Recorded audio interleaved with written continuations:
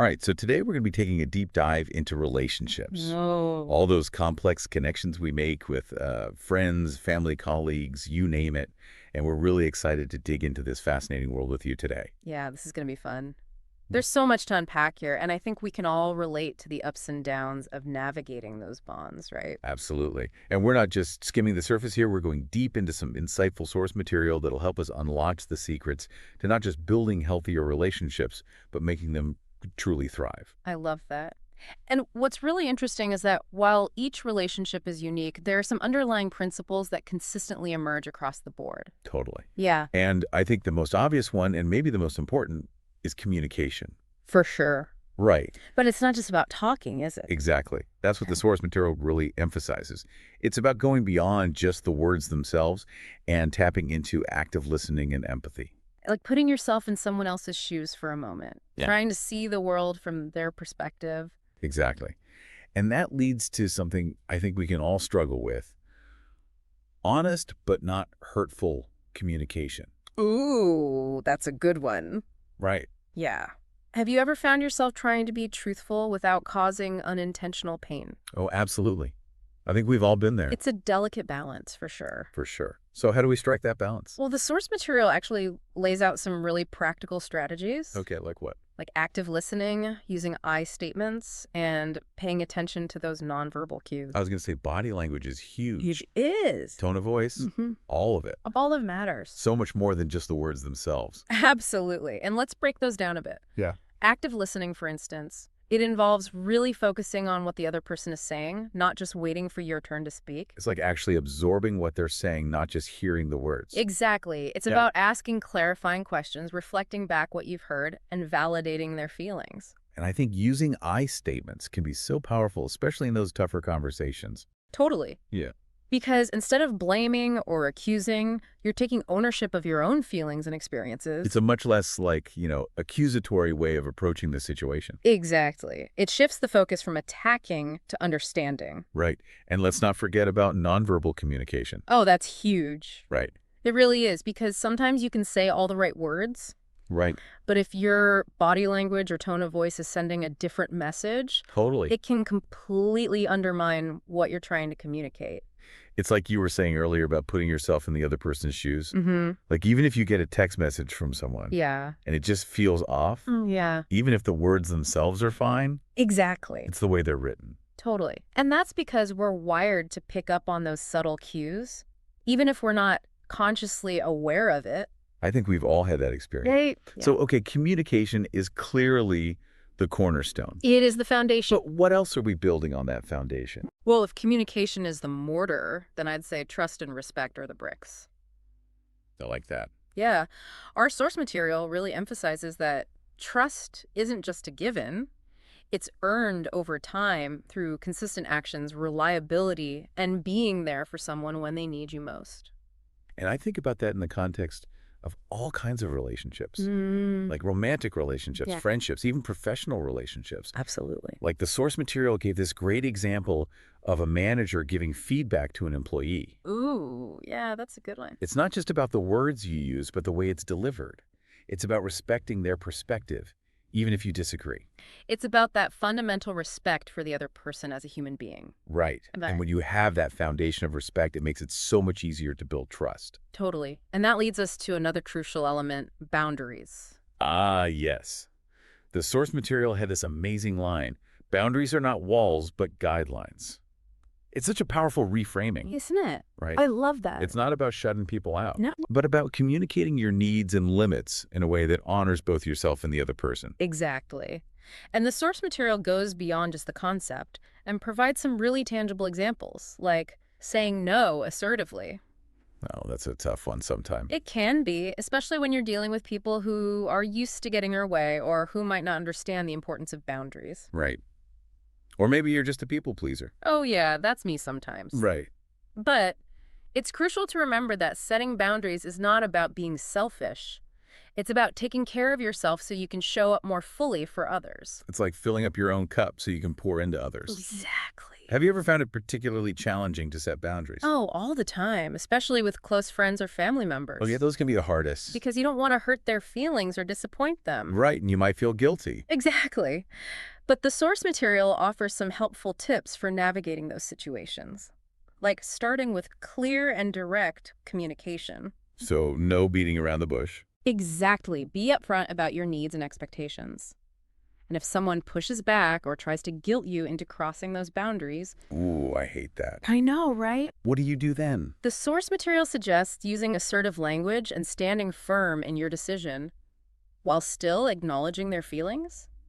You could say something like, I understand that you're disappointed, but I need to say no to this. Okay, so we've covered communication, trust, respect, boundaries. We're building a pretty solid framework for healthier relationships here. We're getting there. But let's face it, even the strongest relationships hit bumps in the road. What about those times when things get a little rough? Well, that's where this dynamic duo comes in empathy and patience. Okay, I'm intrigued. Tell me more. So empathy, remember we talked about putting yourself in the other person's shoes. Right, like really trying to understand their perspective. Exactly. Even if you don't agree. It's about recognizing that everyone experiences the world differently and that their feelings are valid, even if you wouldn't react the same way. Okay, so how do we actually cultivate empathy in those heated moments? I think it starts with curiosity. Instead of jumping to conclusions or getting defensive pause and ask questions, really try to understand where they're coming from. And remembering that everyone processes things at their own pace. That's huge, especially during disagreements. Sometimes we need to give each other a little grace, a little space to work through our emotions. So patience is about recognizing that growth takes time and relationships are no exception. Exactly. Okay, so we've tackled some pretty heavy stuff. Communication, trust, boundaries, navigating disagreements with empathy and patience. Mm. We've laid a solid foundation. We have. But now I want to shift gears a bit and talk about something a little lighter quality time. Ah, yes, the fun stuff. Right, because healthy relationships aren't all about working through challenges. It's also about enjoying each other's company and creating those shared experiences that strengthen the bond. Absolutely. And the source material had some wonderful examples of this shared hobbies outings, those seemingly ordinary moments that actually weave the fabric of a strong relationship. It's like creating a shared history, a tapestry of memories that binds you together. Exactly. And it doesn't have to be grand gestures or extravagant vacations. It's those small everyday moments that often hold the most meaning. Like, what are some examples that resonated with you? Oh, so many. Like cooking a meal together, going for a walk, having a deep conversation late at night, or simply sharing a quiet evening on the couch. It's about those moments of connection, those shared experiences that make life richer. It's about being present in those moments, putting away the phones, silencing the notifications, and truly focusing on each other. Exactly. It's about creating a space where you can truly connect without distractions or interruptions. And I love how the source material highlights the importance of creating a shared history. Me too. It's about those inside jokes, those cherished memories, the stories you'll tell for years to come. It's those little things that add up to something much bigger, a sense of belonging, a feeling that you're in this together. And that brings us to a question I think a lot of people struggle with. How can we make more time for those meaningful connections? Well, I think it starts with recognizing that quality time looks different for everyone. It's about finding those activities that bring you joy and connection, whether it's playing board games, going for hikes, attending concerts, or simply curling up with a good book together. It's about making a conscious effort to connect, to be present with each other, even if it's just for a few minutes each day. Exactly. It's about those small, intentional acts of connection that can make a big difference in the long run. Okay, so we've covered communication, trust, boundaries, navigating disagreements, the importance of quality time.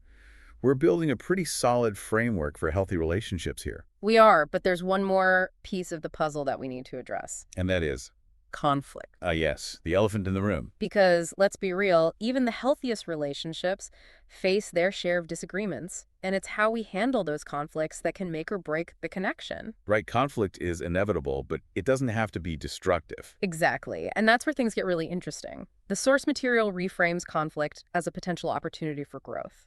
Okay, I'm listening. Instead of viewing conflict as something to be feared or avoided, we can approach it as a chance to learn and grow together. So how do we shift our mindset to see conflict as a positive force? Well, it starts with recognizing that conflict is a natural part of any relationship. It's not a sign of a failing connection. It's simply an indication that two individuals have different perspectives or needs. So it's not about avoiding conflict altogether, Uh, but about learning how to navigate it in a healthy and productive way. Exactly. And one of the key takeaways from the source material is the importance of approaching conflict with a spirit of collaboration, seeking understanding rather than trying to win the argument. It's like you're on the same team tackling a problem together. Exactly. And that requires a willingness to listen to each other's perspectives, to validate each other's feelings, and to find solutions that work for both parties. So it's about finding common ground rather than trying to prove who's right or wrong. Exactly. And that leads us to another crucial aspect of healthy relationships, maintaining individual independence within the connection. Because being close doesn't mean being together 24/7, Yeah, right? exactly. And this can be a tricky balance to strike. But the source material offers a great example of pursuing individual passions. Maybe one partner loves painting while the other is a marathon runner. Those individual pursuits bring energy and new experiences into the relationship. And it's not just about tolerating those differences. It's about actively supporting each other's growth and celebrating those individual victories as if they were your own. Precisely. It's about recognizing that a healthy relationship is made up of two whole individuals who choose to share their lives, not two halves desperately trying to become a whole. Okay, so we've covered a ton ground already. Communication, trust boundaries, navigating disagreements, quality time, and the importance of maintaining individual independence. It's amazing how all of these principles are interconnected like threads woven together to create a strong and vibrant tapestry. It really is. And it highlights the complexity and the beauty of human relationships. But I have a feeling there's more to uncover. Oh, absolutely. We've only just scratched the surface. Oh, well, then let's keep digging. I'm ready when you are. One of the biggest things we haven't really touched on yet is that healthy relationships, they're a journey, Okay. not a destination. Ooh, I like that. Right. So it's not about like reaching some perfect state of happily ever after. Exactly. It's about that continuous growth and evolution. Learning, adapting, growing together through all of life's ups and downs. And that requires effort, right? For sure. Intentionality and willingness to embrace those inevitable challenges that come with any close connection. It's about showing up for each other even when it's hard. And recognizing that there's no one-size-fits-all approach. Totally. What works for one relationship might not work for another. It's about finding what works best for you and the people you care about. Right. And that brings up something really important that I think we need to talk about. What's that? The relationship we have with ourselves. Oh, that's a big one. Right. It's Absolutely. like that saying, you can't pour from an empty cup. Exactly. Self-care, self-awareness, self-compassion. These are all foundational to building and maintaining healthy relationships with others. Because if we're not taking care of our own needs, our own well-being, how can we possibly show up fully for the people we love? So it's almost like a ripple effect. Yeah. The more we invest in ourselves, the more we have to give to others. I love that analogy. And it goes beyond just the emotional aspect, too. Okay, how so? Well, think about it. If you're constantly stressed, exhausted, or burnt out, it's going to impact your interactions with others. Right. You're going to be more irritable, less patient. Exactly. Less able to truly listen and empathize. So it's like taking care of your own well-being is a prerequisite for healthy relationships. I think so. And that looks different for everyone, right? Yeah. Maybe it's taking time for a relaxing bath, going for a run, reading a good book, meditating, whatever helps you recharge and connect with yourself. It's about prioritizing those things that fill your cup, so to speak, so Yeah. you have more to give to others. And it's not selfish, it's essential. Because when we're taking care of ourselves, we're better equipped to handle the inevitable challenges that come with any relationship. We're more resilient, more patient, more understanding. Right. And that brings me to something else. The source material touched on the idea that healthy relationships allow for individual growth. Well, that's so important. It is. It's not about trying to mold the other person into what we want them to be, Right. but about supporting their journey, even if it takes them in a different direction than we expected. Because if we're constantly trying to change the other person, it creates this dynamic of tension and resentment. Totally. It's like we're not fully accepting them for who they are. And that can be so damaging to a relationship. It's like trying to force a square peg into a round hole. It's never going to fit. Right.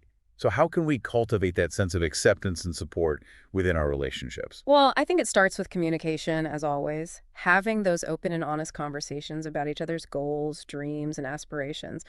Really listening to understand, not just to respond. And being willing to have those tough conversations when they arise. Absolutely. Because let's be real, even in the healthiest relationships, there are going to be times when our needs and desires diverge. Right. And it's in those moments that our commitment to the relationship is truly tested. It's about finding a way to navigate those differences with respect, empathy, and a willingness to compromise. And sometimes compromise means letting go of our own expectations Hmm. and trusting that the other person knows what's best for them, even if it's not what we would choose. That can be incredibly difficult, It can. but it's also incredibly liberating How so? because when we release that need for control, we open ourselves up to new possibilities, new ways of being in relationship. It's like we're giving each other the space to grow and evolve both individually and as a couple. Exactly. And that growth, that evolution, is what keeps a relationship vibrant and alive. It's what prevents it from becoming stagnant or complacent. This makes me think about all those couples we see who have been together for years and still seem so happy and connected. It's not just luck. They've clearly put in the work to create that kind of lasting bond. Absolutely. And I think one of the key ingredients is a shared sense of purpose, Okay. a feeling that they're in this together, that they're working towards something bigger than themselves. Whether it's raising a family, building a business, or simply supporting each other's dreams. Exactly. It's that shared vision that keeps them moving forward, even when times get tough. And it's not just about the big picture stuff either. Right. It's also about finding joy in the everyday moments. Sharing a laugh, a meal, a quiet evening on the couch. Those little things that make life special. Because ultimately, those little things add up to a lot. They're the building blocks of a strong and fulfilling relationship. They really are. And they're a reminder that even amidst the chaos and challenges of life, there's always something to be grateful for, always a reason to smile. I love that. And speaking of challenges, there's one more crucial aspect of relationships that I think we need to address. What's that? Yeah, it's a big one. And it's not always easy, is it? Not always, but it's forgiveness. Forgiveness. Yeah, That's something I think we could all use a little more of in our lives. definitely. And it's something that comes up a lot in the source material. Okay, well, let's dive into that then. What does the source material have to say about forgiveness? Well, it basically emphasizes that forgiveness, it's one of the most essential elements of any healthy relationship. But it's not always easy, right? No, it can be one of the most challenging things we ever do in our relationships, but it's so important. Because Well, because let's face it, we're all human. We all make mistakes. We all hurt each other sometimes, even unintentionally. right, and if we're not able to forgive those hurts, they can build up over time and eventually poison the whole relationship. It's like holding on to a hot coal. You're the one who gets burned in the end. So how can we approach forgiveness in a way that's healthy and constructive? Well, the source material talks about this misconception that forgiving someone means condoning their actions. Right, like it doesn't mean you're saying what they did was okay. Exactly. Forgiveness is about releasing that anger and resentment. It's about choosing to move forward, both individually and as a couple. It sounds like it's more about an internal shift than an external interaction. Exactly. It's about making a conscious choice to let go of that pain, the anger, the need for retribution. It's about choosing to heal, to move forward, to create space for love and compassion. Okay, that makes sense. But what about when the other person isn't asking for forgiveness? Hmm. Or maybe they're not even aware they've hurt you. Can you still forgive in those situations? Absolutely. In fact, sometimes the most powerful acts of forgiveness are those that are given unilaterally without any expectation of reciprocation. So it's really a gift you give yourself. It is. It's about choosing peace over bitterness. It's about recognizing that holding on to that anger and resentment is only going to hurt you in the end. And it makes me think about all the different ways forgiveness can show up in a relationship. Yeah. It's not always about those grand gestures or dramatic apologies. Right. Sometimes it's about those small, everyday acts of kindness and understanding. Exactly. Choosing to see the best in each other, even when we're struggling. Giving each other the benefit of the doubt. Recognizing that we're all doing the best we can. And on that note, don't forget about forgiving yourself. Oh, that's a big one. It is, because if we can't forgive ourselves, it becomes so much harder to forgive others. It's about extending that same compassion and understanding to ourselves. Letting go of that self-criticism and judgment. Exactly. Creating space for healing, growth, and transformation. Wow, this has been such a powerful exploration of forgiveness. What a perfect way to wrap up our deep dive into healthy relationships. I agree. We've covered so much ground today, from those foundational elements of communication and trust, all the way to the complexities of forgiveness and self-acceptance. It's amazing how all these principles are so interconnected, like threads woven together to create a strong and beautiful tapestry. And I hope that by exploring these threads together, we've given you some valuable insights and tools to strengthen the relationships in your own life. We certainly have. And remember, Healthy relationships, they're an ongoing journey, not a destination. Yeah. So keep learning, keep growing, and keep connecting. It's been a pleasure diving deep with you today. Thank you for joining us, and we'll see you next time for another deep dive.